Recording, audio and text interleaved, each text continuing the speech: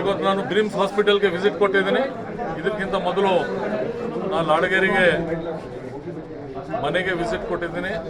ನಮ್ಮೆಲ್ಲರಿಗೂ ಗೊತ್ತಿದೆ, ಕುಂಭ ಮೇಳನಲ್ಲಿ ಹೋಗಿ ಎಕ್ಸ್ಟೆಂಡ್ ಆಗಿ ಜನರು ದೇಹಾಂತ ಆಗಿತ್ತು. ಅಲ್ಲಿ ಮನೆಗೆ ಹೋಗಿದ್ದೀನಿ. ಮತ್ತೀಗ ಅರ್ಧ ಮಂದಿ ಇಲ್ಲಿ ಹಾಸ್ಪಿಟಲ್ನಲ್ಲಿ ಗಾಯ ಆಗಿದೆ, ಕಾಲು ಮುರಿದು ಹೋಗಿದೆ ಮತ್ತು ಹೆಡ್ ಇಂಜುರಿ ಆಗಿದೆ.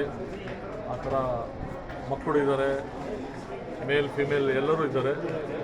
ಅದ್ರ ಸಲಕ್ಕೆ ನಾನು ಬಂದು ವಿಸಿಟ್ ಮಾಡಿ ಅವ್ರದ್ದು ಎಲ್ಲ ಸ್ಟೇಬಲ್ ಇದೆ.